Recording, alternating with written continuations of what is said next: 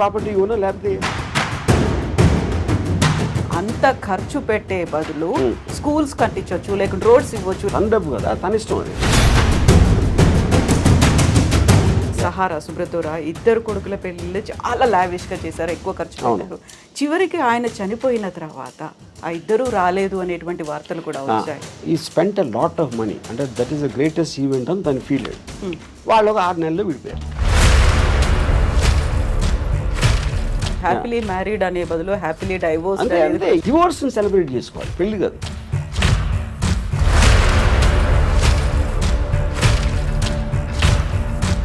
పెళ్ళికి ఎవరైనా గెస్ట్లు వస్తే వాళ్ళకి గిఫ్ట్లు ఇవ్వడమో లేకుంటే రిటర్న్ గిఫ్ట్స్ ఉంటాయి. ఇందులో మాత్రం పేమెంట్ మోడ్ అనేది కనిపించింది అనేది.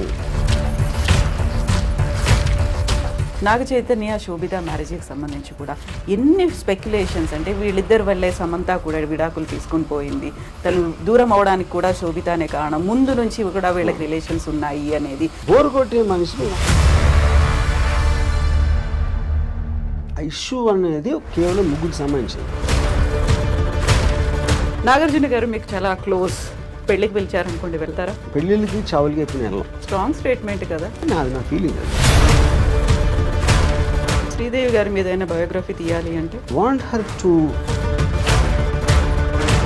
What if end stage Ramu garu ఎలా ఉండాలనుకుంటున్నారు, ఏం జరగాలి, ఎలా ఉంటే బాగుంటుందని? I will see the most least painful death ఏంటనేది. మీరే చచ్చిపోతున్నాను అంటే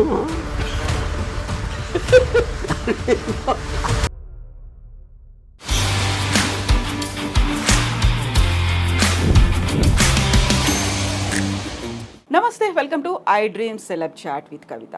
ఈ మధ్య ప్రముఖుల ఇళ్లలో జరుగుతున్నటువంటి పెళ్లిళ్ళ గురించి ఎందుకని అంతలా మాట్లాడుకుంటున్నారు? వార్తల కంటే కూడా ఎక్కువగా భిన్నాభిప్రాయాలు ఎందుకని వ్యక్తం అవుతున్నాయి? అసలు పెళ్లిళ్ళ గురించి మాట్లాడుకోవాల్సినటువంటి అవసరం ఏముంది? మనతో పాటుగా ఉన్నారు RGV. Hello sir. Hi. So ఎందుకని ఇంత తీవ్రంగా అంబానీ పెళ్ళి వాళ్ళ ఇంట్లో జరుగుతోంది, దాని గురించి అంతలా మాట్లాడుకోవడం? మంత్స్ టుగెదర్ జరిగిందనా, లేకుంటే ఒక రిచ్ ఫ్యామిలీ అనా? అది ఆబ్వియస్. అంటే ఒక పాయింట్ ఏంటంటే, మనకు అసలు ఊహించని విధంగా పెళ్ళిళ్ళు అంటేనే ఖర్చుతో కూడిన వ్యవహారం. ఎంత చిన్న పేదవాడైనా మ్యాక్సిమం వాళ్ళు ఖర్చు పెట్టేది పెళ్ళిలోనే ఖర్చు పెడతారు. ఇప్పుడు దాన్ని ఊహించని దానికి వీలు లేకుండా అంత అంటే 5,000 కోట్లు అయిపోయింది అంటే ఆటోమేటిక్గా that will come one under the vulgar display of wealth అని ఒక వర్డ్ ఉండేది. ఇది ఎప్పుడంటే ఆల్మోస్ట్ ఒక 25 years బ్యాక్ భరత్ షా అని ఒక చాలా పెద్ద ఫైనాన్షియల్, ఆయన నాకు సత్య జంగల్ అని నాకు ఫండ్ చేశారు ఆయన. ఆయన ఇంట్లో 25 years బ్యాక్ 25 కోట్లు ఖర్చు పెట్టారు ఆయన కొడుకు పెళ్ళికి. యూనో ఇప్పుడు చాలామంది అప్పుడు పేపర్లో కూడా రాసేవారు, ఏంటి అసలు ఏమనుకుంటున్నారు పెళ్ళికి ఎంత ఖర్చు పెట్టడం అంటే. ఎలా ఉంటుందంటే మీ పేదరికాన్ని ఎత్తి చూపినట్టు ఉంటుంది. మీకు మామూలుగా ఆయనకి ఎన్ని లక్షల కోట్లు బిజినెస్లు ఉన్నాయా లేకపోతే టర్న్ ఓవర్ ఉందా అనేది ఎవరికి అర్థం కాదు. రిలయన్స్ అంటున్నా, జియో, ఇది ఆయన ముఖేష్ అంబానీ గారు ఉన్న బిజినెస్ ఆస్పెక్ట్ ఏవైతే ఉన్నాయో దానికి సంబంధించిన టర్న్ ఓవరు, ఆ స్టాక్ మార్కెట్లో వాల్యూ ఏంటి, ఆయన రిచెస్ట్ మ్యానా అనేది ఎవరికి అర్థం కాదు. అది that's two high the figures. పెళ్ళికి ఎంత ఖర్చు పెడుతున్నారు అనేది. అప్పుడు మనం కూడా పెళ్లి చేస్తాం, మనం బిజినెస్ నడపట్లేదు కదా, మనకు తెలియదు, మన కంపారిజన్ ఉండదు. మన ఇంట్లో పెళ్లి జరుగుతుంది, అమ్మాయి ఇంట్లో పెళ్లి జరుగుతుంది, దానికి దీనికి డిఫరెన్స్ అంటే మీరు అత్యంత పేదవాడిగా అనిపిస్తారు మీకు. ఎందుకంటే కంపారిజన్ ఆస్పెక్ట్లో అది more than anything else. So నేను చూసిన 3 అంటే భరత్ షా కొడుకు పెళ్ళి ఒకటి, దాని తర్వాత ఒక 10 years, దాని తర్వాత సుబ్రతోరాయ్ సారా స్ట్రీట్ ఇంట్లో పెళ్ళింది. యూనో అఫ్ కోర్స్ ఇది ద బాప్ ఆఫ్ ఆల్ మ్యారేజెస్. యూనో అప్పుడు కూడా విచిత్రంగా ఏం చెప్పేవారు అంటే, ఇప్పుడు నాకు తెలిసిన ఒక ఆవిడ, షీ మేక్స్ క్యాండిల్స్. సో సారాషి పెళ్ళి విషయంలో 3 కోట్లు తన ఒక్క బిల్లు వచ్చింది. క్యాండిల్స్ కూడా తను ఒక్కదే చేయాల, చాలామంది చేశారు. అంటే అది 7-8 రోజులు అలా అయింది పెళ్ళి. క్యాండిల్స్కి 3 కోట్లు అంటే అసలు మనకి ఎక్కడున్నాం మనం కూడా కాదు, ఎక్కడా లేవు. అది నా పాయింట్. సో ఇప్పుడు ఏంటంటే వల్గర్ డిస్ప్లే ఆఫ్ వెల్త్ అనేది ఆ టర్మ్ ఎప్పటి నుంచో ఉంది. It's not a new term. అంటే మీరు నా దగ్గర నీకన్నా చాలా ఎక్కువ ఉందని చూపించటానికి ఒక సందర్భం క్రియేట్ చేసి, లేకపోతే మీరు ఏదో పేరెంటర్ కానీ మీరు రోజు వెళ్ళి ముఖేష్ అంబానీ ఇంట్లో కూర్చోరు, ఆయన ఏం చేస్తున్నాడో తెలియదు. ఆయన పెళ్లి చేస్తున్నాడు కాబట్టి ఇమేజెస్ బయటకు వస్తాయి, దానికి సంబంధించిన వార్తలు అన్నీ. ఇప్పుడు కానీ దీంట్లో ఎవరికి అర్థం కాదు ఏంటంటే, దీంట్లో ఒకవైపు నుంచి అన్ని కోట్లు ఖర్చు పెట్టి ఇంత పేద దేశంలో ఇంతమంది తినటానికి తిండి లేదు, ఇంతమందికి అసలు ఇల్లు లేదు ఉండటానికి, మెజారిటీ వాళ్ళు అలా ఉన్నప్పుడు పెళ్లి కోసం 5,000 కోట్లు ఖర్చు పెడతారా అనేది ఒకటి రావచ్చు. సేమ్ థింగ్ భరత్ భాయ్ అప్పుడు కూడా వచ్చింది. అప్పుడు భరత్ భాయ్ నాకు చాలా ఇంట్రెస్టింగ్ ఇది చెప్పారు. నా ఫస్ట్ టైం నాకు డబ్బు అనేది ఏంటని అప్పుడు అర్థమైంది. తను ఏమన్నారంటే, ఖర్చు పెట్టడం అంటే ఏంటి అసలు అర్థం? ఖర్చు పెట్టడం అంటే నా దగ్గర ఉన్న డబ్బు నా కొడుకు పెళ్లి సందర్భంగా ఆనందంతో నేను వేరే వాళ్ళకి ఇచ్చేస్తున్నా, అది దానం కిందకు వస్తుంది అన్నాడు. దుబారా ఖర్చు కాదు. ఎందుకంటే అదే 25 కోట్లు నేను ఒక ల్యాండ్ కొనుక్కుంటే ఎవరికి ప్రాబ్లం లేదు, ఆ ల్యాండ్ వాల్యూ 1000 కోట్లు అవ్వచ్చు 25 ఏళ్ళకి. కానీ అప్పుడున్న 25 కోట్లు నేను వేరే వాళ్ళకి ఇచ్చింది. ఎవరికి ఇస్తారు? ఖర్చు అంటే ఏంటి అసలు మీనింగ్? వర్కర్స్కి ఏదో ఆభరణాలు చేశారు, ఏదో చేశారు, గెస్ట్లను పిలిచారు, తిండి పెట్టారు, ఇది చేశారు, ఇలాంటివి అన్నీ కలిపే కదా. అంటే ముఖేష్ అంబానీ జేబులో ఉన్న డబ్బు వేరే వాళ్ళకి వెళ్ళింది. అంటే అది యాక్చువల్గా మెచ్చుకోవాల్సిన విషయం ఇన్ వే. లేకపోతే ఆయన మళ్ళీ బిజినెస్లో పెట్టో ఏదో రియల్ ఎస్టేట్ ప్రాపర్టీ కొనో లేకపోతే ఏదో కొని ఇంకా ఎక్కువ అవుతుంది అంతే. అందుకని సర్క్యులేట్ అవుతుంది అది యాక్చువల్గా that is the whole point. So ఇప్పుడు డబ్బులు ఎప్పుడు పోవు, ఒక్క జేబు నుంచి ఇంకో జేబుకి మారుతాయి. ఒక చిన్న ఎగ్జాంపుల్, చాలామంది చిన్న ప్రొడ్యూసర్లు వచ్చి లేకపోతే ప్రొడ్యూసర్ ఎంత డబ్బులు పోగొట్టుకుంటారు అని అనుకుంటారు. ఎంత పోగొట్టుకుంటారంటే గాల్లో వెళ్ళిపోలేదు కదా, ఏం కాలిపోలేదు, వేరే జేబులోకి వెళ్ళి అతని దగ్గర ఉన్నాయి. అతను ఏదో ఒక విజన్తో వచ్చాడు, ఆ విజన్ కోసం పని చేయడానికి ఎంతో 100 మందికో 200 మందికో డబ్బులు ఇచ్చాడు అందరికీ. వాళ్ళందరూ పని చేశారు, ఆ విజన్ ఫెయిల్ అయింది ఒకడే, అది మిగతా వాళ్ళ దగ్గరికి వెళ్ళింది. That is what is called distribution of wealth, redistribution of wealth వస్తుంది అది concept. So coming back to the marriage, ఇది ఇప్పుడు మీరు ఒక స్పెక్టికల్ క్రియేట్ చేశారు. పెళ్ళి అంటే ఇదిరా అసలు ఏషియాలోనే ఇప్పుడు maybe I don't know in the world, అంటే ఈ షేక్ లీలోనే చేస్తుంటారు నాకు తెలీదు. But this must be the most expensive marriage apart from ఈ కింగ్స్ క్వీన్స్ అలాంటి దగ్గర ఉందేమో నాకు తెలియదు. మోడర్న్ హిస్టరీలో this must be the most expensive. కానీ మోస్ట్ ఎక్స్పెన్సివ్ అన్నది నేను ఇందాక ఎగ్జాంపుల్ ఇచ్చినట్టు 5,000 కోట్లు ఆయన దానం ఇచ్చాడు, అది ఆయన చేసింది. యా, అయితే మీరు దీన్ని ఈ రకంగా దానం అన్నప్పటికీ కూడా అంత ఖర్చు పెట్టే బదులు స్కూల్స్ కట్టించవచ్చు, లేకుంటే రోడ్స్ ఇవ్వచ్చు, లేకుంటే విలేజ్ డెవలప్మెంట్ అదే నా point. Every one has their own way of doing that, you know.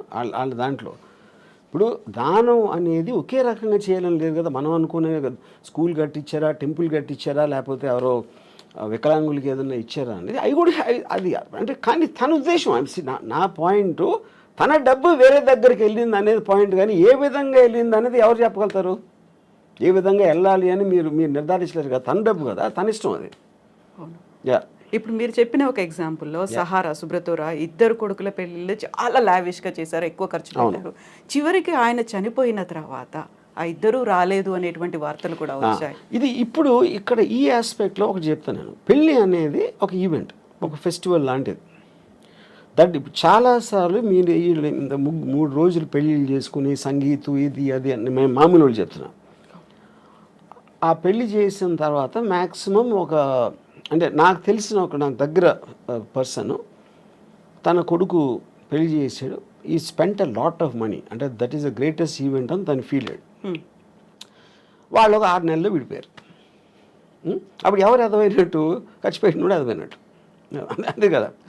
You know, ఇప్పుడు ఇక్కడేంటి ఒక పాయింట్ ఏమో చాలా ఘనంగా చెయ్యాలి అని వాళ్ళ ఐడెంటిటీ కోసం, లేకపోతే వాళ్ళు ఫెయిల్యూర్గా ఫీల్ అయిపోతారు. ఇది పేరెంట్స్ చాలా ఘనంగా చేయలేకపోతే పెళ్ళి, దానికోసం ఎంతో కష్టపడి అప్పు సప్పు ఏదో లేకపోతే వాళ్ళ ఆస్తులు అమ్ముకుని చేస్తారు. కానీ ఆ రోజు అయిపోయిన తర్వాత నెక్స్ట్ డే రేపు మీరు ఆ పెళ్ళి అలంకారాలను అయిపోయి మామూలు మనుషులే కదా మళ్ళీ వాళ్ళు కొన్ని గొడవలు మామూలే. మళ్ళీ పెద్ద కొట్టుకుంటూ వచ్చినప్పుడు పెళ్లి వల్ల చేసామని ఆవిడ అనుకో, పెళ్లి మర్చిపోయారు, రాత్ గయి బాత్ గయి అయిపోయింది, ఆ రోజుతోనే అయిపోయింది అది.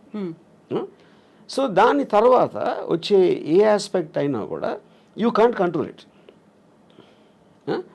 సో అప్పుడు అది రిడిక్యులస్ అండి. అందుకని నేనేమన్నానంటే డివోర్స్ని సెలబ్రేట్ చేసుకోవాలి, పెళ్ళి కాదు.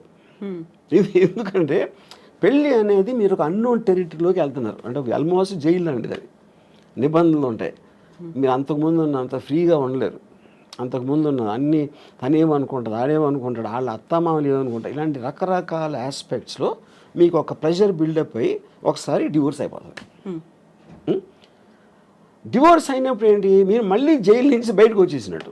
That is more cause for celebration అంటే. ఇది ఒక స్టూపిడ్గా పెళ్ళిని సెలబ్రేట్ చేసుకుంటారు అందరూ. పెళ్ళి అనేది చాలా అంటే అవునా కాదా, పాము కాటేస్తుందా ఇదా అని అంత టెన్షన్తో వెళ్ళాలి, కానీ దాన్ని సెలబ్రేట్ చేసే అంత ఎస్పెక్ట్ లేదు. ఎస్పెషలీ మీరు డివోర్స్ రేట్ ఎంత పెరిగిపోతున్న రోజుల్లో, ఆల్మోస్ట్ 60-70% వెళ్తుందని మొన్న ఎవరు చెప్పారు నాకు. So which means the institution it self is failing. అలాంటి సందర్భంలో మీరు అదొక పెద్ద మీ జీవితంలో జరిగిన ఘనకార్యం లాగా ఫీల్ అయిపోయి పెళ్లి చేసుకుంటాం అనేది నా దృష్టిలో చాలా స్టూపిడ్. అది ఇలా ఎంత ఇదిగా ఈ మధ్య కాలంలో అలాంటి ట్రెండ్ కూడా కనిపిస్తుంది. హ్యాపీలీ మ్యారీడ్ అనే బదులు హ్యాపీలీ డైవోర్స్. అంతే ఈ మధ్య కాలం ఎప్పుడు అంతే. ఇప్పుడు నేను నా డివోర్స్ అయ్యి ఆల్మోస్ట్ 25 years పైన. కాకుండా మీకు సంబంధించి కూడా ఒక క్వశ్చన్ వచ్చింది కదా, మీరు హ్యాపీగా మ్యారేజ్ చేసుకున్నారు, 25 yearsకి పెళ్లి చేసుకున్నారు, ఆ టైంలో అనుభవించాల్సింది, ఒక ఫ్యామిలీని రన్ చేయాల్సింది అంతా చేసిన తర్వాత ఇప్పుడు డైవోర్స్ తీసుకొని ఇప్పుడు మాట్లాడడం హ్యాపీగా రన్ చేసిన ఎవరు సపోజ్ చేస్తున్నారు? See, when you're taking a decision, you don't know the result. నేను సినిమా తీసినప్పుడు అది ఫ్లాప్ అవుతుందని నాకు తెలియదు కదా. సినిమా తీసినప్పుడు బాగుంటుందా అనుకుని తీస్తా, అది ఫ్లాప్ ఎప్పుడు అవుతుంది, రిలీజ్ అయ్యాక. సో పెళ్ళి బాగుంటుందని పెళ్ళికి ముందు అనుకుంటాం, పెళ్ళి ఫ్లాప్ అయిన తర్వాత ఇంకా పెళ్ళి హ్యాపీగా ఉంటుంది. బట్ అందరి ఎక్స్పీరియన్సెస్ ఒకలా ఉండవు కదా. ఒకలా ఉండవు. Of course that I'm not generalising this, but the amount of people, number of people in today's times especially, అప్పుడు లేదని కాదు, అప్పుడు ఉంది డివోర్స్ అనేది కొత్తది ఏమి కాదు. It is rising much more, which basically for the reasons maybe the women, అంటే ప్రతి మనిషి ఒక ఇండిపెండెన్స్ కోరుకుంటాడు. ఇంకొకళ్ళ కోసం వాళ్ళ కోరికలు కానీ వాళ్ళు చేయాలనుకుంటున్నాయి జడ్జిమెంటల్గా అవ్వటానికి ఎవరు ఇష్టపడరు. మ్యారేజ్లో అది కంపల్సరీ అయిపోతుంది. నా భార్య ఎలా ఉండాలి, నా భర్త ఎలా ఉండాలి, ఎందుకు నన్ను సినిమాకి తీసుకెళ్ళట్లేదు, ఎందుకు, అది కాన్స్టెంట్గా ఒక పర్సన్ మీద మీ హ్యాపీనెస్ని వదులుతున్నారు మీరు.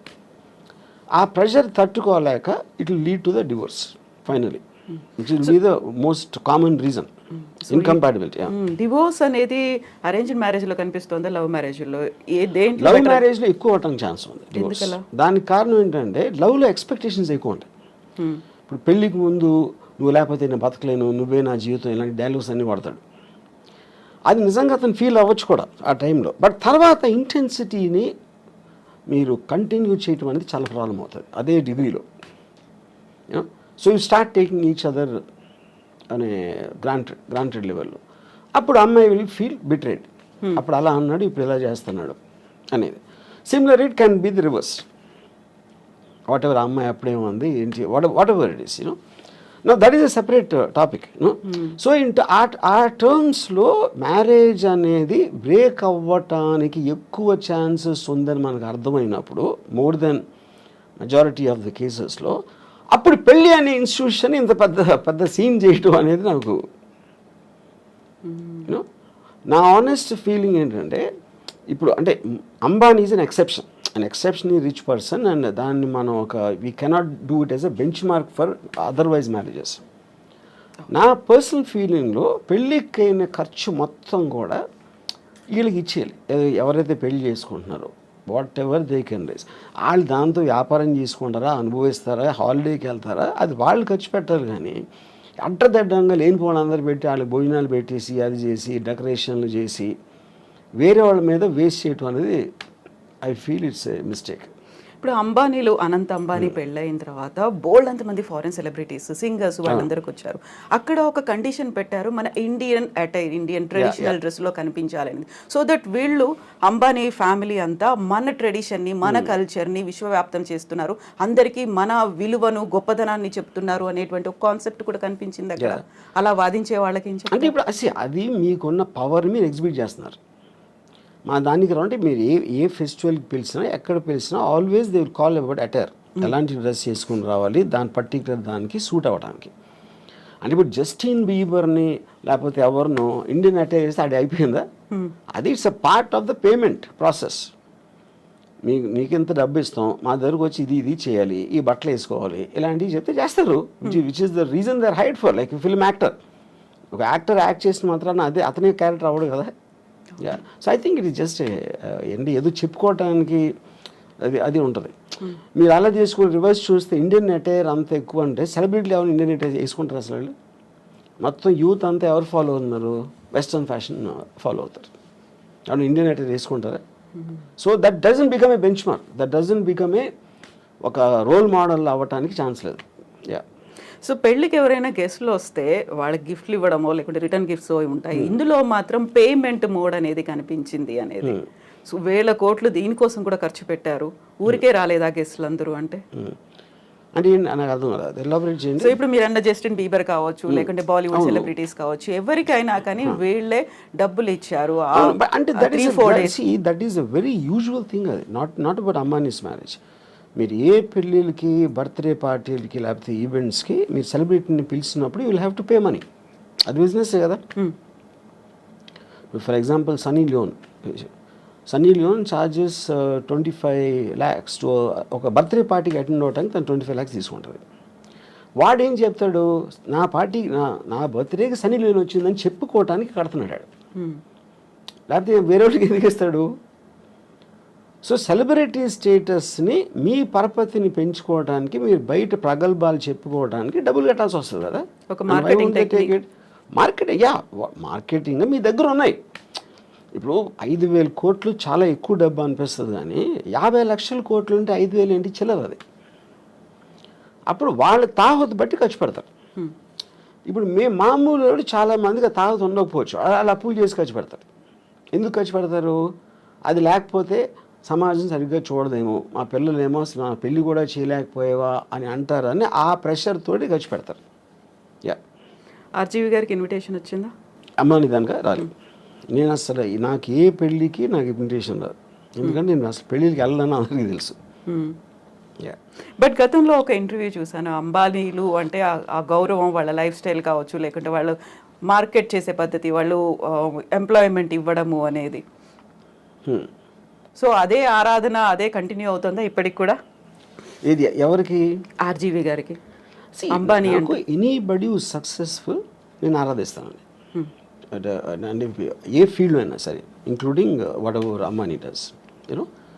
సో నేను చాలాసార్లు చెప్పింది ఏంటంటే, డబ్బులు సంపాదించినోడు is a better person than డబ్బు లేనోడు కన్నా. అంతేగాని పేదవాళ్ళు అని నేను అనుకోను.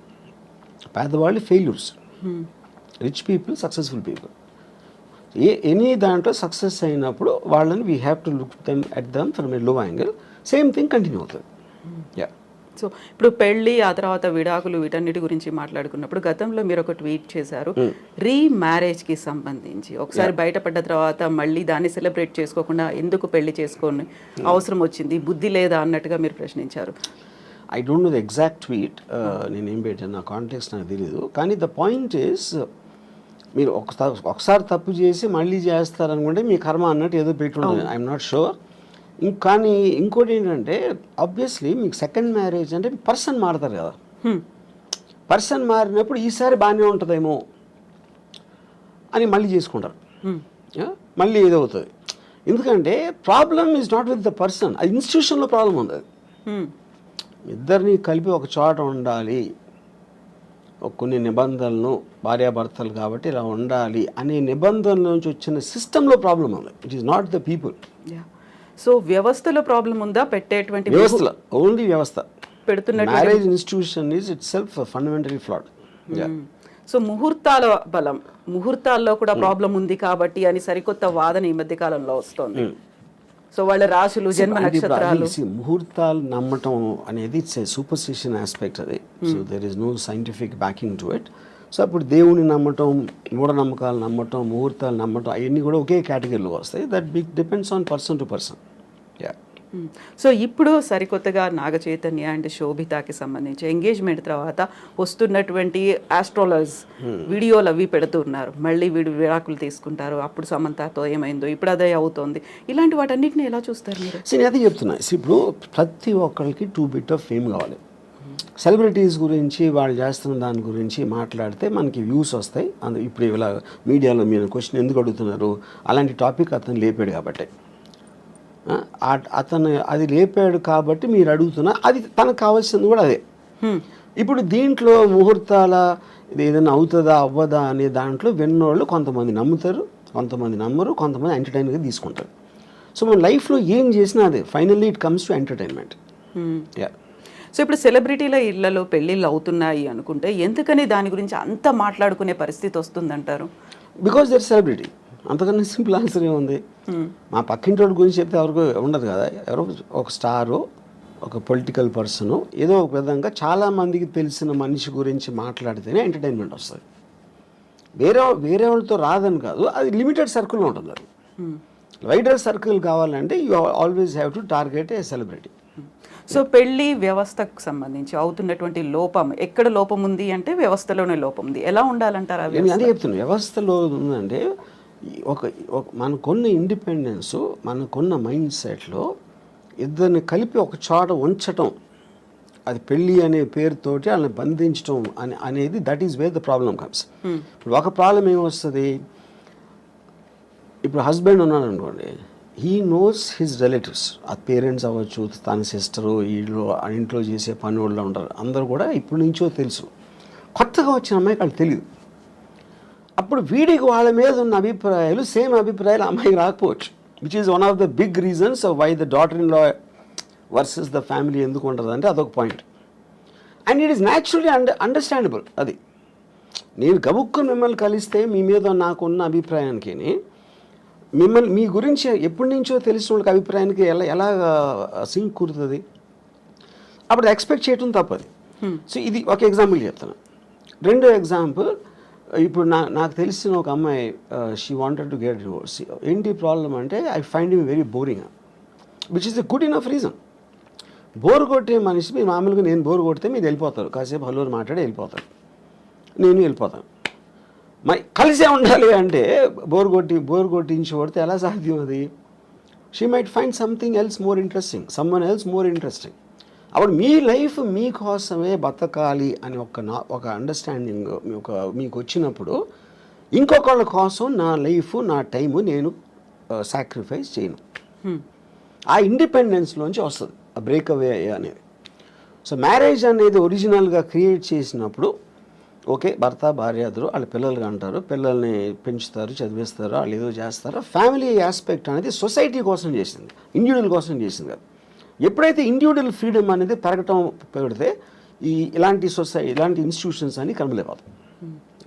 సో ఈ పెళ్ళిళ్ళు అనేటువంటి వ్యవస్థ లేకుండా ఈ మధ్య కాలంలో వచ్చినటువంటి లివ్ ఇన్ రిలేషన్, దాంట్లో కూడా గొడవలు అవుతున్నాయి, దాంట్లో హ్యాపీగా విడిపోతున్నారు. కరెక్ట్. ఇప్పుడు పెళ్ళి అనేది వేరే వాళ్ళకి చెప్పడానికి, లివ్ ఇన్ రిలేషన్షిప్ అనేది వాళ్ళిద్దరికి ఉన్న పర్సనల్ ఆస్పెక్ట్. అది దట్స్ ఓన్లీ డిఫరెన్స్. యూనో, ఇక దాంట్లో లీగల్గా ఎన్ని ఇయర్స్ ఉంటే అది వ్యాలిడే ఉంటుంది, ఇది అది అని. కొట్టుకుంటాం అనేది ఎలా చేస్తుంది? మీరు అసలు ఇద్దరు ఒక చోట ఉంటే కొట్టుకోకుండా ఉండలేరు.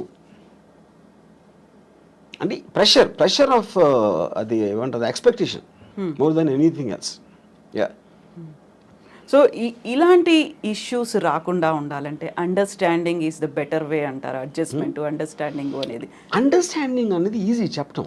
I do not believe it's అంటే అండర్స్టాండింగ్గా ఉండాలండి. ఇప్పుడు ఫర్ ఎగ్జాంపుల్, ఎవరో కౌన్సిలరు, ఒక సైకాలజిస్ట్, భార్యాభర్తలు అన్యోన్యంగా ఉండాలి అని అన్నట్టు ఏదో అన్నారు, నేను యూట్యూబ్లో చూశాను. అండ్ ఫస్ట్ ఆఫ్ ఆల్, భార్య అనేది ఇట్స్ లేబుల్. అది రియాలిటీలో ఏంటి, భార్య అనేది స్పెసిఫిక్ పర్సన్.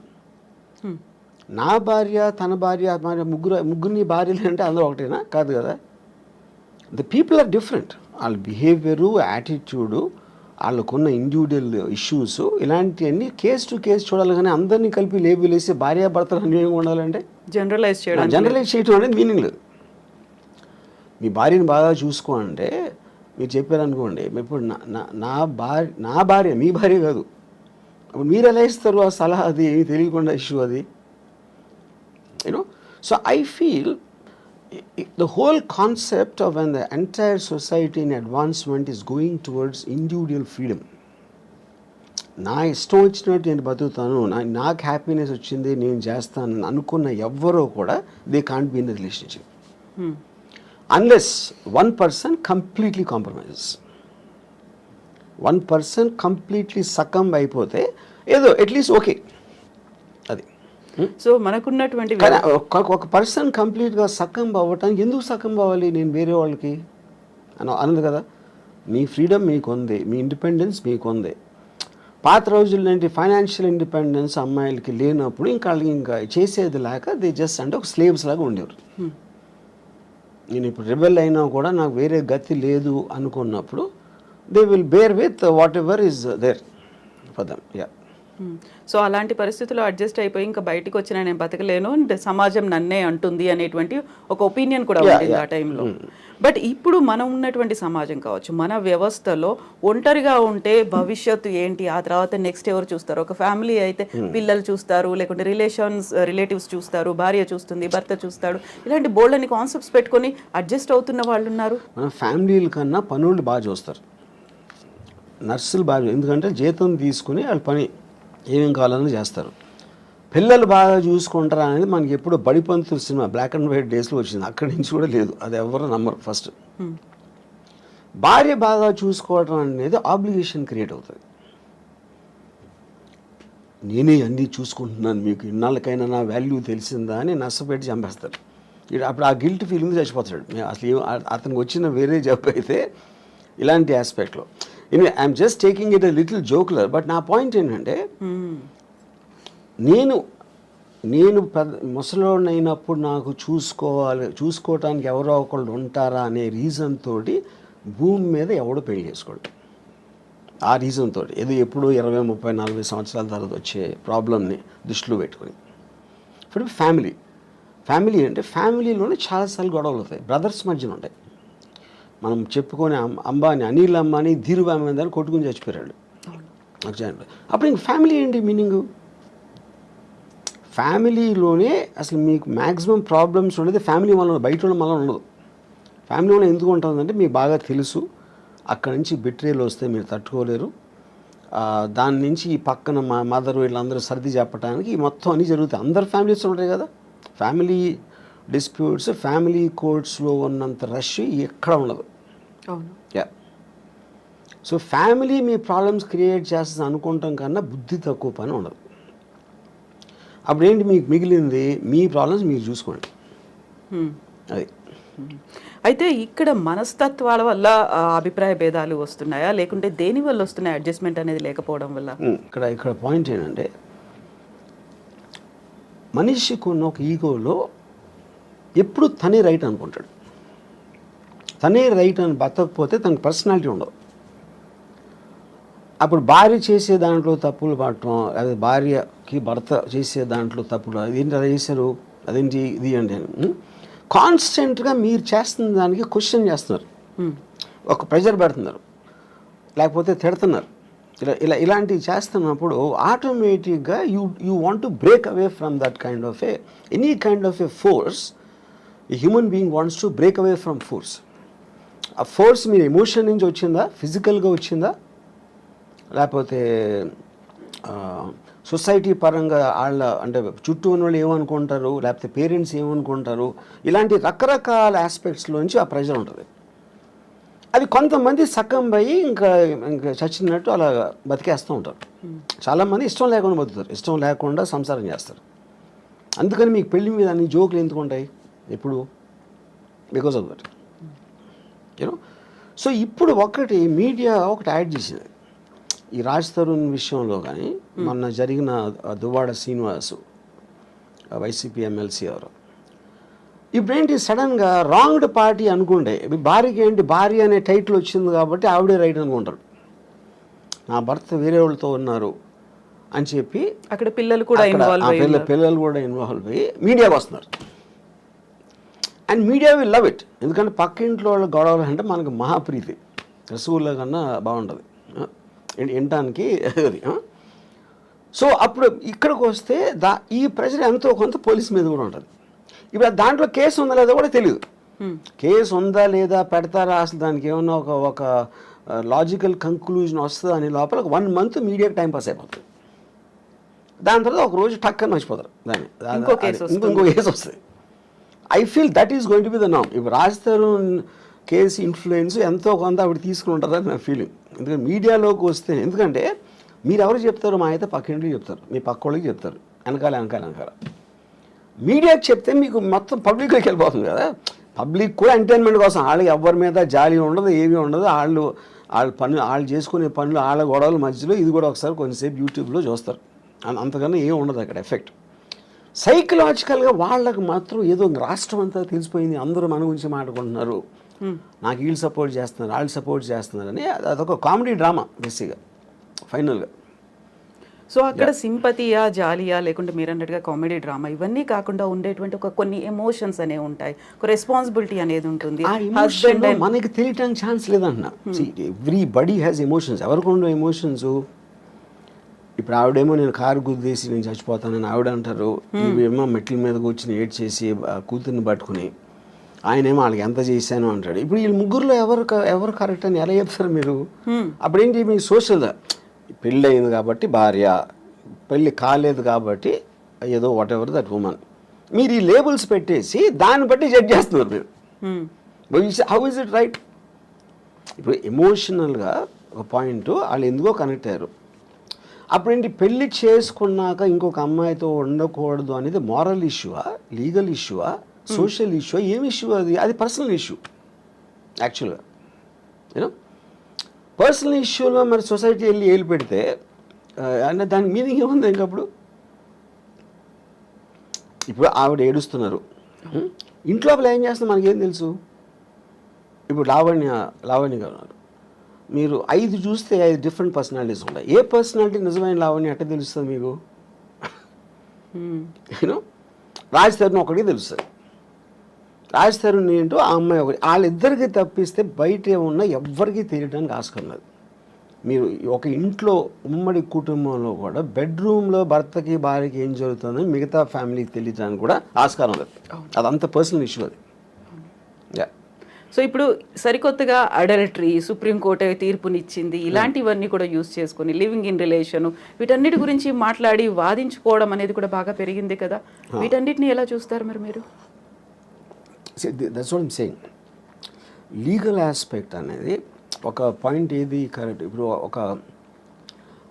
ఒక వీకర్ సెక్షన్ని మీరు ఎక్స్ప్లాయిట్ చేస్తున్నారు, అది విమెనా లేకపోతే ఎస్సీ ఎస్టీయా whatever. Most of the time courts ఆ రూల్స్ ఫ్రేమ్ చేసి they want to support somebody to strengthen a possibly weak person. ఇప్పుడు కారు వచ్చి స్కూటర్ని గుద్దితే స్కూటర్ ఎవరిది ఎక్కువ తప్పు ఉన్నదానికి వాళ్ళు ఆస్కారం ఎక్కువ ఇస్తారు. సారీ కార్, ఎందుకంటే బలవంతం ఇది కాబట్టి.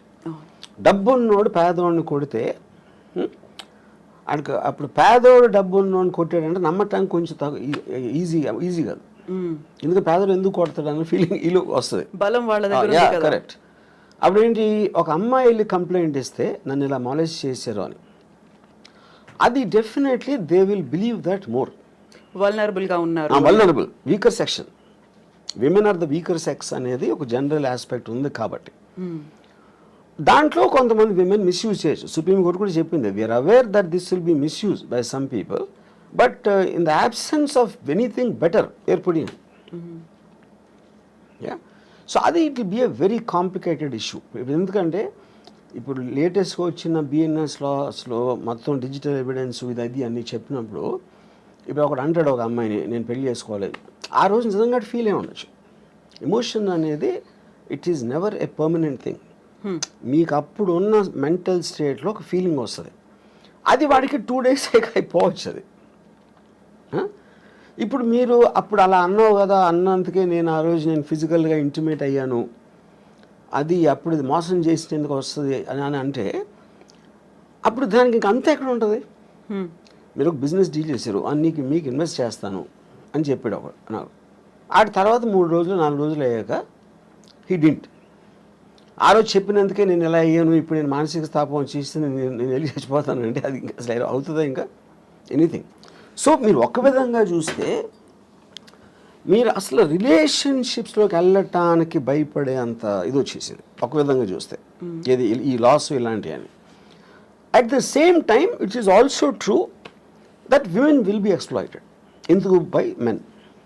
ఇప్పుడు నా ఆల్వేస్ బిలీఫ్ ఏంటంటే man is he pretends love for sex, he gives love, pretend may be not the right word. Women gives sex for in exchange for love. అక్కడ మీకు బై నేచర్లోనే ఉంది అదే ఆ డిఫరెన్సియేషన్.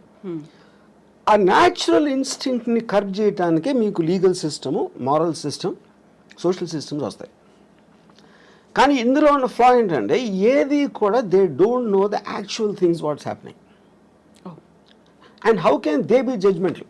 ఇప్పుడు ఈ అమ్మాయికి బోర్ కొడుతుంది, బోర్ కొట్టినందుకు బోర్ కొట్టిందని ఎవడన్నా యాక్సెప్ట్ చేస్తాడు అసలు? అలాంటిది అతనికి ఇంకో ఎఫ్ఐఆర్ ఉంది, నన్ను కొడుతున్నాడు లేకపోతే ఏదో చేస్తున్నాడు అంటే కొంచెం అన్న మీనింగ్ ఉంది. ఈజ్ బోరింగ్ అంటే why should she live her life with boring person? తన ఇష్టం కదా. మనమేమో ఒక సలహా ఇచ్చేసి దానికోసం చేయొద్దు అని మన లైఫ్ అయితే ఆ అమ్మాయి అంతా లైఫ్ అంతా బోర్ కొట్టి చచ్చిపోవాలండి. So I think to get into personal emotional spaces is wrong for any kind of a system. అప్పుడేంటి, ఇలా జరుగుతుందని తెలిసిన దానికి మీరు ఎడ్యుకేట్ చేయాలి. మీకు పెళ్లి చేసుకుంటానని చెప్పి తర్వాత చేయకపోతే అది మీరు కన్సిడరేషన్లోకి తీసుకున్నారా అనే ఎడ్యుకేషన్ అనేది most important. So in other words నేను ఏమంటున్నానంటే ఒక వాట్ డు ఐ సే, ఇప్పుడు మీరు ముందు పెళ్ళి అవ్వక ముందు లేకపోతే సీరియస్ రిలేషన్షిప్ వెళ్ళక ముందు ఇఫ్ యూ టాక్, ఒకవేళ ఇది ఫెయిల్ అయితే, నేను అనుకుని చేయలేకపోతే, మన రిలేషన్షిప్ అనేది బ్రేక్ అయిపోతే ఏంటి అనేది చాలా ఇంపార్టెంట్ క్వశ్చన్ టు డిస్కస్. అది ఎవరు చేయరు, ముందే మాట్లాడుకోవాలి. ముందు చేయరు. అది ఎందుకు చేయరు? అప్పుడు వాళ్ళకున్న మైకంలో అసలు నువ్వు తప్ప నేను లేను అని డ్యూయెట్లు ఊహించుకునే మెంటల్ స్టేట్లో అలాంటి కాన్వర్సేషన్ ఎవరు చేయరు. అది మస్ట్గా ఉండాలి. ఇప్పుడు అగ్రిమెంట్ ఉంది, ఇప్పుడు మీరు నేను కలిసి ఏదో బిజినెస్ పెడుతున్నాం, మన ఇద్దరం ఎంతో క్లోజ్ అయినా అగ్రిమెంట్ ఎందుకు రాసుకుంటున్నాం? టర్మ్స్ అండ్ కండిషన్స్ మనం కొన్ని గ్రాంటెడ్గా నేను ఓరల్గా చెప్పు, లేకపోతే రాము అలా చేయలే, కవిత గారు అలా చేయర్లే అని నేను మైండ్లో అనుకున్న దానికి అన్ని పేపర్ మీద పెట్టడానికి ఉన్న difference. That is why agreement is there. అప్పుడు అగ్రిమెంట్ అనేది బిజినెస్లోనే కాకుండా it's also been emotional complex. ఎందుకంటే ఇన్స్టిట్యూషన్ అనేది మనకి మ్యారేజ్ ఇన్స్టిట్యూషన్ ఆర్టిఫిషియల్గా వచ్చింది, that is not natural. Anything which came out of an artificial sense of a certain system you should have an agreement. అప్పుడు ఏమంటారు దాన్ని, బ్రీచ్ ఆఫ్ కాంట్రాక్ట్లో ఏ టర్మ్స్లో అయితే నేను ఇక్కడి నుంచి వెళ్ళిపోతాను, ఇవి నేను అనుకుని ఇవి జరగకపోతే లేకపోతే ఇలా జరిగితే వీటన్నిటిలోంచి మాత్రం I will be free to come out అనేది మీరు ముందు మాట్లాడుకోండి. అప్పుడు ఆస్పెక్ట్లో అసలు యాక్చువల్గా ఆ మ్యారేజ్ ఎగ్జిస్ట్ అవడానికి ఎక్కువ ఛాన్స్ ఉంది. ఎందుకంటే మీ ఎక్స్చేంజ్ ఆఫ్ థాట్స్ ఎక్కువ ఉంది. ఇప్పుడేంటి, మీరు అనుకుంటున్నారు అలా చేయడు, తను అలా చేయదు, నా కోసం ఏమైనా చేసేస్తుంది అని ఆ నమ్మకాన్ని మీరు ఊహిస్తున్నారు. నాకు ఒక సినిమాలో ఒక టెరిఫిక్ డైలాగ్ ఉంది, అడు why did you and your mom separate అని కొడుకు అడుగుతాడు. అంటే అంటాడు, we just drew pictures of each other in our minds and we got to know the reality only after the marriage అంటాడు. ఎందుకంటే ముందు మీ ఊహల్లో ఉంటుంది ఆ లవ్ అనే ఒక ఫీలింగ్, ఒక మత్తుమంది లాంటిది. దాంట్లో you don't want to see the reality at any given time, you know. So ఆ రియాలిటీని చూడకుండా ఉంటే మీ కలది బేసిక్గా. తనది వాళ్ళిద్దరూ కలిసినప్పుడు మంచిగా మాట్లాడుకోండి, ఇద్దరు దే ట్రై టు అట్రాక్ట్, ఇద్దరు they try to be on their best behaviour. అది మీరు ఆ టైం చేయగలుగుతారు. కానీ మ్యారేజ్ అయ్యాక ఎప్పుడైతే ఒకే ఇంట్లో పడుకుని లెగిసినప్పుడు అదే ఇంటెన్స్ సస్టైన్ చేయటం అనేది ఇంపాసిబుల్, ఎవరి వల్ల కాదు. That is when the passion starts getting killed. ఇప్పుడు మనం మాట్లాడుకున్నంత ఈజీనా రాము గారు? ఈ ఎమోషన్స్ ఇవన్నీ ఉంటాయి, ఇన్వాల్వ్ అయినవి, రెస్పాన్సిబిలిటీస్ ఉంటాయి, ఒక ఫ్యామిలీ అనేది ఉంటుంది, అయిపోయింది వీఆర్ గెటింగ్ సెపరేటెడ్ అనేది చాలా ఈజీగా నిన్నటిదాకా ఏం జరిగింది అంతా మర్చిపోదాం, ఇప్పుడు ఫ్రెష్గా ఎవరి జీవితాలు వాళ్ళు స్టార్ట్ చేసుకుందాం, అంత ఈజీ అంటారా? ఈజీ కాకపోతే ఏంటంటే వాట్ ఈస్ ద సొల్యూషన్ అంటే ఏం చేయాలి అప్పుడు? ఏం ఇడిపోతుంది. ఇంక ఫస్ట్ ఆఫ్ ఆల్ బయట వాళ్ళు సలహాలు ఇస్తారు, మన ఫ్యామిలీ ఇది అలా అలా కాదురా, ఇందాక చెప్పాను కదా, ఆ సలహాలు ఇచ్చేవాళ్ళ దగ్గర ఆడికి నోరు ఉంది కాబట్టి ఇస్తున్నాడు, వాడు అనుభవించట్లా. అనుభవించేది వీళ్ళిద్దరే, ఈ ఇద్దరిలో కూడా ఒకళ్ళే ఉండొచ్చు కూడా, ఈవెన్ దెన్. సో ఇక్కడ this whole thing is a war between an individuals freedom and living for others, compromising for others. ఇప్పుడు ఆ కాంప్రమైజ్లో మీరు తప్పైనా, ఇప్పుడు సపోజ్ నన్ను ఒక ఫిజికల్గా మీరు ఫోర్స్ చేయొచ్చు, అంటే ఒక ఉమెన్ క్యాన్ ఫోర్స్ మీ, ఒక వైఫ్, కానీ వాడికి అమ్మాయి మీద ఫీలింగ్ లేకపోతే అప్పుడు ఇంకా అసలు ఉండి కూడా లాభం ఏంటంటున్నా. The whole idea is about affection, intimacy, relationship. ఆ రిలేషన్షిప్ వాడి మైండ్లోనో ఈ అమ్మాయి మైండ్లోనో కట్ అయిపోయినప్పుడు ఇంక ఉండి కూడా లాభం ఏంటంటున్నా. So that defeats the very purpose of the institution. ఎందుకు కంటిన్యూ చేయాలి?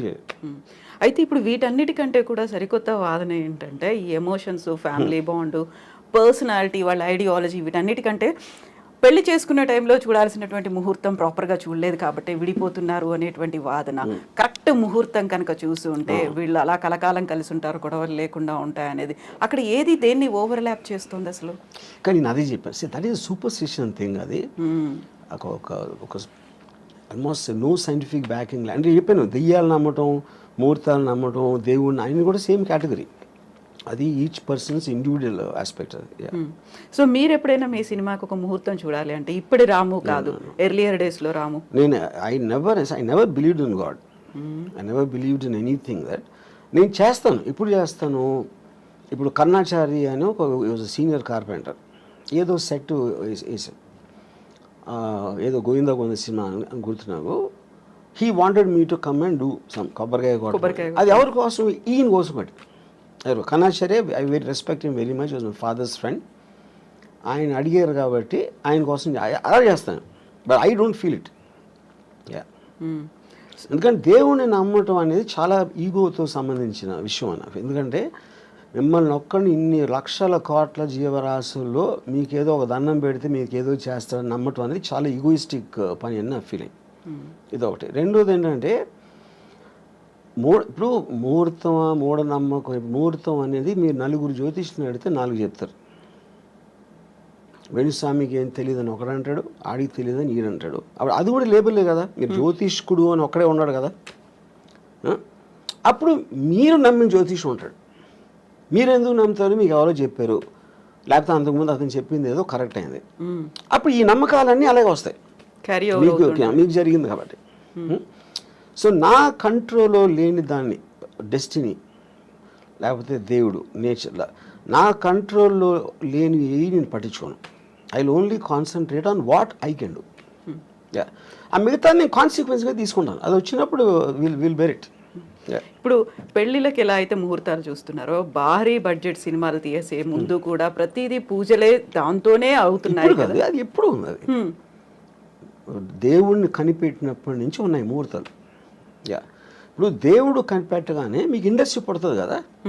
దేవుడికి మీకు మధ్యన పూజారులు ఇలాంటి వాళ్ళు వస్తారు, ఎవరో ప్రవక్తలు వస్తారు, లేకపోతే ఇంకోళ్ళు ఎవరో వస్తారు, ఇండస్ట్రీ అంతా స్టార్ట్ అవుతుంది కదా. అప్పుడు నాకు తెలుసు ఈ పర్టిక్యులర్ టైంలో చేస్తే ఇంకోటి ఇదన్నీ కూడా హ్యూమన్ అడ్వాన్స్మెంట్, క్రియేటివిటీలో వస్తుంది ఇదంతా. ప్రతి పనికి మీరు బిల్డింగ్ కట్టినా ఏది చేసినా కొంతమంది బయటికి వెళ్ళటానికి ముహూర్తం చూస్తారు, లోపలికి రావటానికి చూస్తారు, అన్నిటికీ ఉంటుంది ముహూర్తం. సో ఈ హీరోతో సెట్ అవుతుందా లేదా, లేకుంటే ఈ డైరెక్టర్తో సెట్ అవుతుందా లేదా అని ఆలోచించి డైరెక్టర్స్ని, ప్రొడ్యూసర్లని, లేకుంటే హీరోలని డ్రాప్ చేసినటువంటి సినిమాలు కూడా చాలా కనిపించాయి కదా. ఎలా ఎలా ఎలా డ్రాప్ చేశారు? వాళ్ళ డేట్ ఆఫ్ బర్త్ కావచ్చు, మిగతా వాళ్ళ నక్షత్రాలు, రాసులు, ఇవన్నీ సెట్ అవుతే హిట్ అవుతుంది. అది that is depends on the person కదా. ఇప్పుడు ఎవరైతే దాన్ని అసలు ప్రాజెక్ట్ని టేక్ ఆఫ్ చేస్తున్నాడో అతను ఎంత నమ్ముతాడు అన్న దాని మీద ఉంటుంది. అది main person who's actually making the project, which can be a producer or a director or a hero also. Yeah, అది వాళ్ళ ఇండివిజువల్ నమ్మకం బట్టి నా సెట్ అవ్వట్లేదు కాబట్టి నేను చేయను అంటారు. అది వాళ్ళ నమ్మకం కాదు, అదే కదా నేను చెప్పేది. Yeah. So coming back to Ambani పెళ్లికి సంబంధించి, అలాంటి లావు అంత పర్సనాలిటీ ఉన్న ఆ అబ్బాయిని పెళ్లి చేసుకోవాల్సినటువంటి అవసరం రాధికా మర్చెంట్కి ఏమొచ్చింది? ఇంక్లూడింగ్ ఆయన హెల్త్ కూడా బాగాలేదు కదా. ఇలాంటి ఒపీనియన్ ఇలా అది I think it's very obvious. ఇప్పుడు ద బెనిఫిట్స్ అవుట్వే ద అంటే మీరు అంటే ఇప్పుడు నాకు ప్రతి అమ్మాయికి ఇలాంటి వాడు కావాలని ఉండదు అనుకున్నది. ఒక నిమిషం, నేను ఆ అమ్మాయి గురించి మాట్లాడట్లేదు. అది లేదు, కానీ ఇది ఉంది ఏదైతే దీనికన్నా బెటర్ అంటే యూ మైట్ కాంప్రమైజ్. యా, ఇది నేను జనరల్గా చెప్తున్నా. ఎగ్జాక్ట్లీ ఆ అమ్మాయి పర్టికులర్గా దేనికి అటాక్ ఆ అమ్మాయి నాకు తెలీదు. నేను అమ్మాయిల మైండ్ స్టేట్లో నేను లేను కాబట్టి I can't make a comment on her. But if you want me to speculate on that, మీకు కావాల్సింది లేదు కానీ అతని దగ్గర వేరే ఉన్నాయి ఏదైతే అది కాంపెన్సేట్ చేస్తుందంటే చేస్తాం. ఇప్పుడు ఒక అమ్మాయి ఒక పెళ్ళిలో ఒక అమ్మాయి బాగాలేదు అనుకోండి, కానీ విపరీతమైన ఆస్తి ఉంది. అప్పుడు అబ్బాయి ఏమనుకోవచ్చు, అమ్మాయి అందంగా లేదు కానీ అమ్మాయితో వచ్చిన ఆస్తి అమ్మాయి కన్నా అందంగా ఉంది, నాకు ఆ చాయిస్ లేదు. వీడు కావాల్సిందేంటి, అమ్మాయి అందంగా ఉండాలి, ఆస్తి ఉండాలి అనే ఆప్షన్ దొరకనప్పుడు ఇక్కడ మీకు ఆస్తి ఎక్కువ అమ్మాయి ఎక్కువ అనేది వస్తుంది సజెషన్. వెయిటేజ్ దేనికి ఎక్కువ. తర్వాత దానికోసం అదేంటి అమ్మాయి అందాన్ని సాక్రిఫైస్ చేసి ఆస్తి అనుభవిద్దాం అనుకోవచ్చు, లేకపోతే ఇంట్లో ఉంచి నేను వేరే అమ్మాయిలతో ఉంటాను అని ఆడు ఇంకో ప్లాన్ చేసుకోవచ్చు, రకరకాలు ఏదైనా అవ్వచ్చు. But the point is all of us we will choose the options available to us. ఒక పేద ఇంటి అందమైన అమ్మాయి భార్యగా కావాలా, లేకపోతే చాలా రిచ్ పర్సన్ అందం లేని అమ్మాయి కావాలా అనేది అప్పుడు మీరు దేనికి ఎక్కువ వాల్యూ ఇస్తారన్న దాని మీద ఆ ఇండివిజువల్ మీద డిపెండ్ అవుతుంది. యా. సో ఇప్పుడు నాగ చైతన్య శోభిత మ్యారేజ్కి సంబంధించి కూడా ఎన్ని స్పెక్యులేషన్స్, అంటే వీళ్ళిద్దరి వల్లే సమంత కూడా విడాకులు తీసుకుని పోయింది, తను దూరం అవడానికి కూడా శోభితనే కారణం, ముందు నుంచి కూడా వీళ్ళకి రిలేషన్స్ ఉన్నాయి అనేది.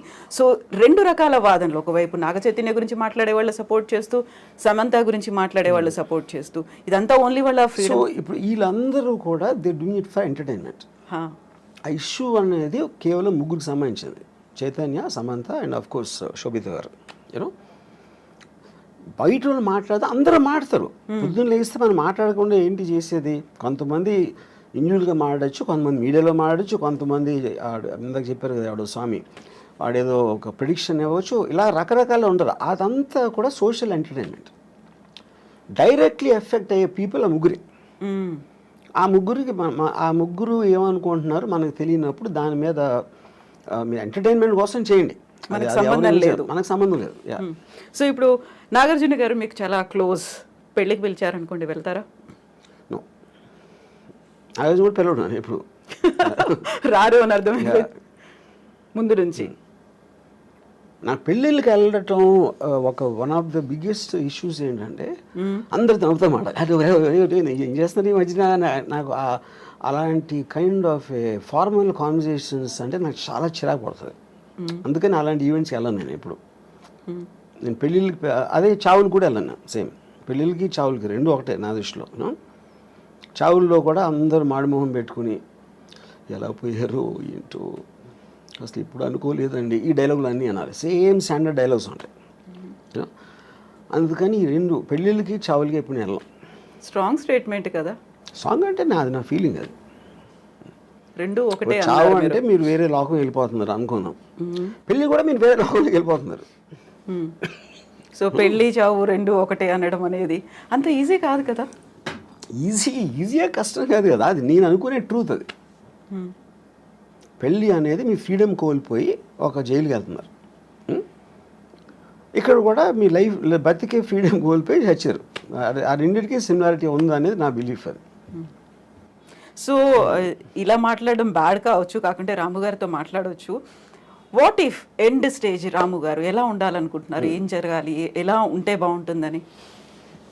ఎండ్ స్టేజ్ ఇప్పుడు నేను నా పనులు చేసుకునే, అంటే నేను ఎవరి మీద డిపెండ్ అవ్వకుండా నేను చేయగలిగే, నేను చేసుకోలేని రోజు వచ్చినప్పుడు డెత్ అనేది వస్తుంది. డెత్ నేను ఏం చేయలేను. బతికుడిని కూడా ఏం చేయను అనే రోజు వస్తే నేను చచ్చిపోతాను. ఎందుకంటే I want to see what happens in the next after the death. Yeah, ఎలా ఐ హ్యావ్ మై వేస్. మీరే చచ్చిపోతాను అంటే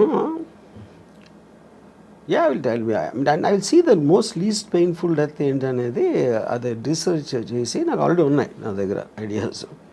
అంతే. ఎందుకంటే యూ డోంట్ నీడ్ లివింగ్ అనే పర్పస్ లేదు. If you are not able to do what you want to do, అప్పుడు బతకలేదు ఎందుకు అసలు? ఊరికే చెట్టులాగా హాస్పిటల్ బెడ్ మీద ఉంటాం, అదే కదా point, you know. So if you are not enjoying your life, you have no reason to live.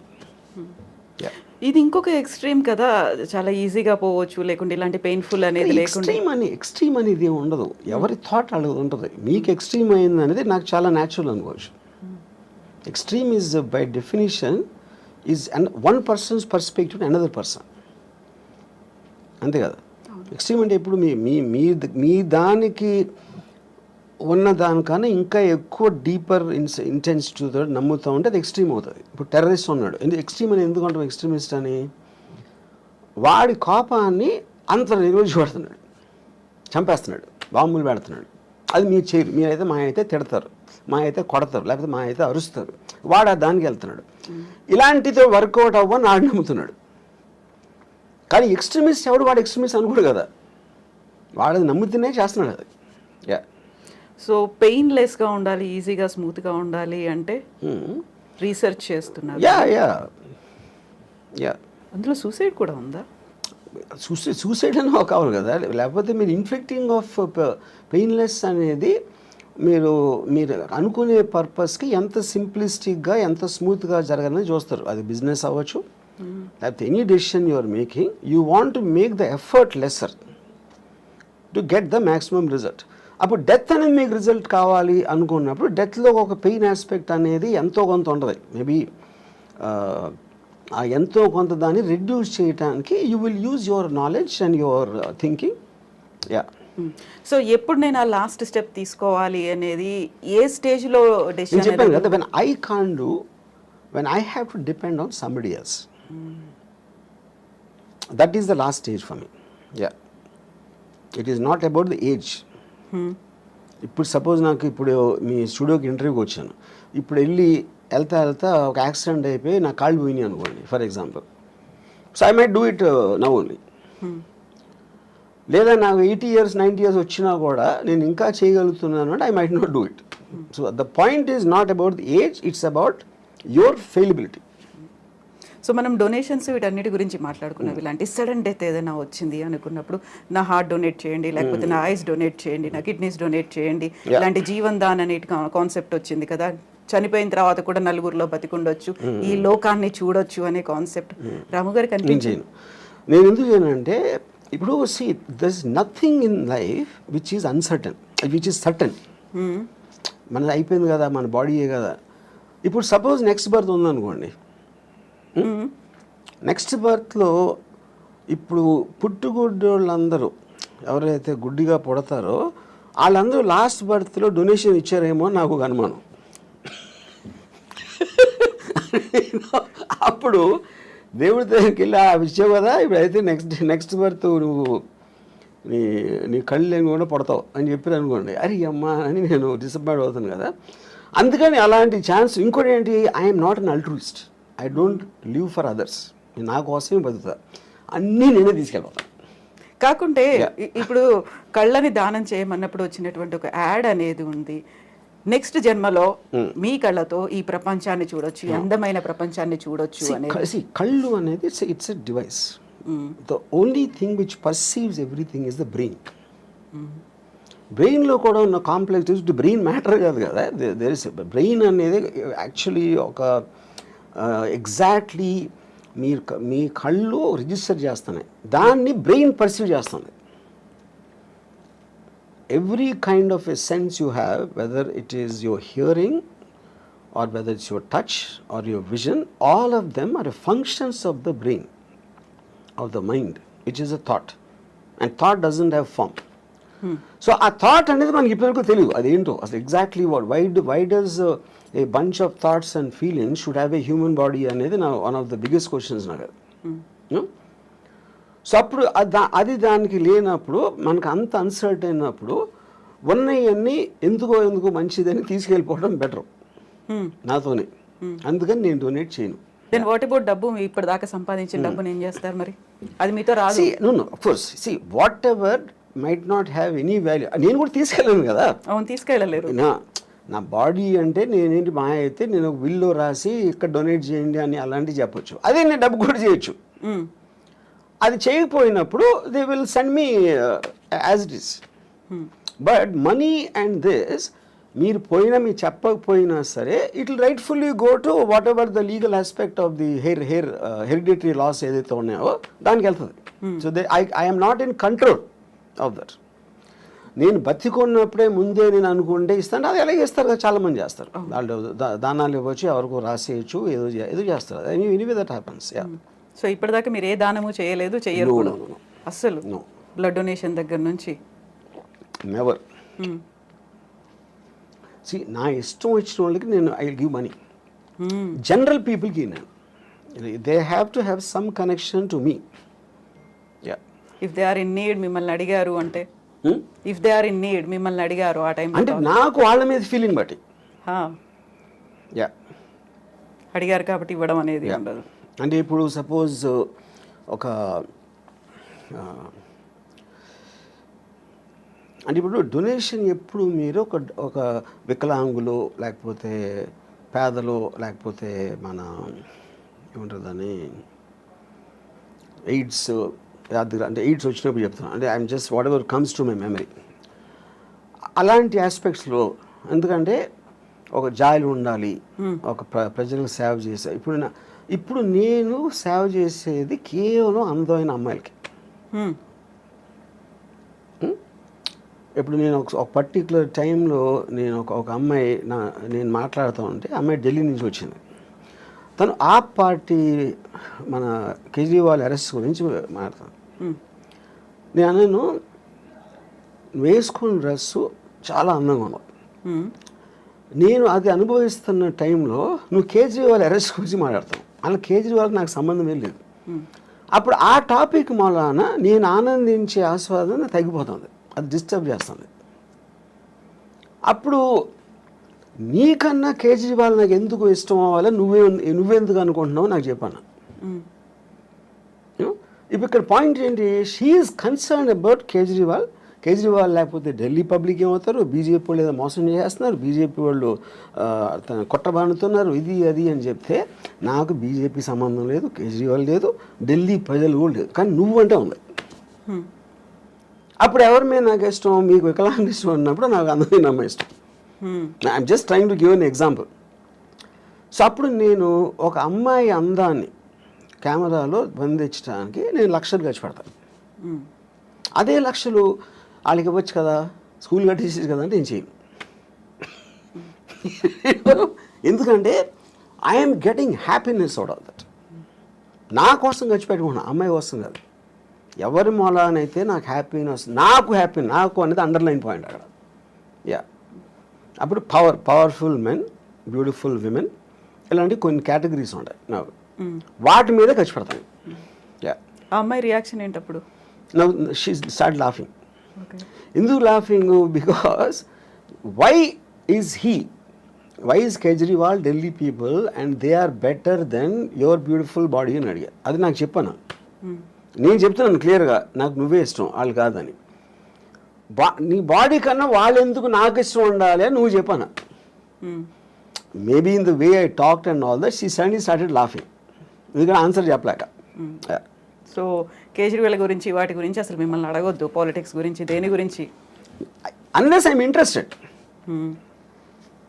I might have been interested in suppose మన వైసీపీ దాంతో మన once the election is I'm film maker. ఆ film maker నేను అనుకున్న తీసాను, అయిపోయింది, election అయిపోయింది, result వచ్చింది. So I'm off that. అంటే ఒక పర్టికులర్ సినిమా తీస్తున్నప్పుడు ఆ సినిమాకి సంబంధించిన టాపిక్లో కాన్సన్ట్రేట్ చేస్తాను. సత్య తీసినప్పుడు I was very much in to the underworld for example. 26/11 తీసినప్పుడు టెర్రరిజం. ఇంకోటి ఏదో తీసినప్పుడు ఆ పర్టిక్యులర్ సినిమా ఉన్న మూడ్లో నా కాన్సన్ట్రేషన్ అనేది డైవర్ట్ అవుతూ ఉంటుంది ఆ మ్యాటర్ బట్టి. యా. సో ఇప్పుడంతా శారీ మీదే ఉందా? బికాజ్ కరెంట్ ప్రొడక్షన్ కనుక. యా. ఆ తర్వాత మళ్ళీ ఆ మూడ్ మారుతుంది. మారచ్చు. సో రంగీళ తీసినప్పుడు అదొక రకమైన మూడ్లో ఉన్నారు. అంటే అంటే మన మైండ్ స్టేట్ ఆ వర్క్లో ఉంది కాబట్టి దానికి రిలేటెడ్ సబ్జెక్ట్స్ మీద ఆటోమేటిక్గా మీకు అటెన్షన్ ఎక్కువ ఉంటుంది. సో ఈ సినిమాలు తీసిన ప్రతి దాంట్లో కూడా అమ్మాయే కనిపిస్తుంది, అమ్మాయి డ్రెస్సింగ్ కనిపిస్తుంది, అమ్మాయిలో ఉన్నటువంటి ఆ బ్యూటీ అనేది కనిపిస్తుంది. ఇంకా ఇంతకు మించి బియాండ్ ఇంకా మీరు ఆలోచిస్తారని మేము ఎక్స్పెక్ట్ చేయొద్దు, అంతే కదా? అని ఇందాక చెప్పాను కదా నేను. అంతే. My primary thing are powerful men and sexy women, beautiful sexy women. You know దానికి రిలేటెడ్ మ్యూజిక్ ఉండొచ్చు, దానికి రిలేటెడ్ ఇంకా ఏదో ఒక context of some shooting scene అలాగే, but all of them are again coming back to the same thing. నేను సినిమాలోకి వచ్చింది శ్రీదేవి గారిని డైరెక్ట్గా చూడటానికి వచ్చాను, అంతేగాని మంచి సినిమా తీద్దాం, మంచి ఎంటర్టైన్మెంట్ తీద్దాం, ఫ్యామిలీ అందరూ చూడదగ్గ సినిమా అని నేను ఎప్పుడు రాలేదు. అలాంటి సినిమాలు ఏదో వచ్చి ఉంటే అది బై ప్రోడక్ట్గా వచ్చినాయి, కానీ అది నా మెయిన్ ఇష్యూ కాదు. ఫోకస్ కూడా పెట్టలేదు. నా యాక్చువల్ ఫస్ట్ ఇంటర్వ్యూలోనే నేను చెప్పాను, నాకు సినిమాల్లో నేను వచ్చింది Amitabh Bachchan's gun and Zeenat Aman's thighs అని చెప్పాను. నన్ను ఫస్ట్ సినిమాకి అట్రాక్ట్ చేసింది ఈ రెండు. యా. సో ఇప్పుడు శ్రీదేవి, అందుకని నా బయోగ్రఫీ గన్స్ అండ్ థైస్ అని పెట్టిన పేరు. అవును. శ్రీదేవి మీద ఇష్టం, బోనీ కపూర్ ప్రొడ్యూస్ చేస్తారు, జాన్వీ కపూర్తో తీయమంటే తీస్తారా? ఎందుకు? నాకు Janhvi Kapoor I don't connect were. So Sridevi connection ఉంది కదా అక్కడ. కానీ శ్రీదేవి గారు పర్టిక్యులర్ పర్సన్, ఆవిడికి పుట్టిన బిడ్డ, కానీ ఈవిడ శ్రీదేవి కాదు కదా. నాకు today somebody might like her more than Sridevi, అది వాళ్ళ పర్సనల్ విషయం. ఇప్పుడు నేను నా జనరేషన్లో నేను కాలేజ్ టైంలో ఉన్న నా మెంటల్ స్టేట్కి ఐ కనెక్టెడ్ శ్రీదేవి గారు. సో సేమ్ థింగ్ ఇప్పుడు అవ్వచ్చు. ఇప్పుడు నాకన్నా చాలా యంగ్ ఎవరు 20s, 30s ఉన్నోళ్ళు దే మైట్ కనెక్ట్ జాన్వీ, చాలా శ్రీదేవి గారు కానీ చాలా ఎక్కువ చేయొచ్చు, అది వాళ్ళ ఇండివిజువల్. ఆ టైంలో కూడా somebody might like Jayaprada more, somebody might like somebody more, you know. అప్పుడు ఈచ్ ఇండివిజువల్కి వాళ్ళకున్న పర్సనల్ పర్స్పెక్టివ్ అనేది డిఫర్ అవుతుంది. సో శ్రీదేవి గారి మీద ఏదైనా బయోగ్రఫీ తీయాలి అంటే ఆలోచన? నో. శ్రీదేవి గురించి తీయాలంటే శ్రీదేవియే ఉండాలి అక్కడ, అంతే. పాయింట్ అది కూడా కాదు. అంటే ఇప్పుడు శ్రీదేవి గారి లైఫ్ హిస్టరీ అంటే నేను I want her to be a beautiful image in my mind. అలాగే ఉంది.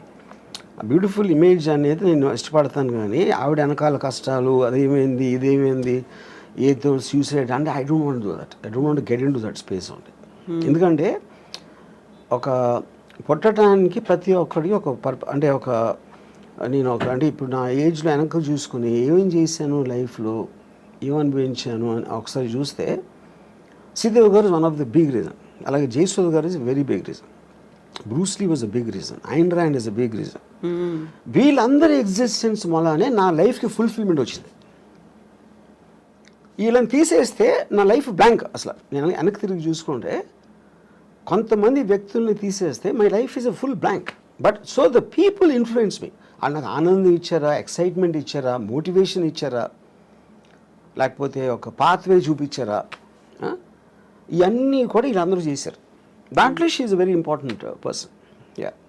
సో ఇప్పుడు బ్యూటిఫుల్ ఉమెన్తో పాటుగా పవర్ఫుల్ మెన్ అన్నారు. పవర్ఫుల్ మెన్ అంటే ఎవరి మీద cinema? Powerful men Dawood Ibrahim అవ్వచ్చు, బాల్ ఠాక్రే అవ్వచ్చు. అమితాబ్ బచ్చన్ యాక్టర్, అమితాబ్ బచ్చన్ చేసిన క్యారెక్టర్ బాల్ ఠాక్రే సర్కార్ అవ్వచ్చు. లేకపోతే అంటే ఇట్ ఈస్ ఎవరో పోలీస్ ఆఫీసర్లు, ఎవరో gangsters, terrorist, Osama bin Laden అవ్వచ్చు. All of them interest me. Yeah. Porn stars అవ్వచ్చు. ఇవన్నీ చూసాము. కిమ్ గురించి కావచ్చు, జిన్పింగ్ గురించి కావచ్చు, పుతిన్ గురించి కావచ్చు, ఇలాంటి మూవీస్ కూడా వస్తాయా? పవర్ఫుల్గా ఉన్నారు. డిపెండింగ్ ఆన్ అంటే ఆ పర్టిక్యులర్ మనిషిలో ఉన్న డ్రామా బట్టి.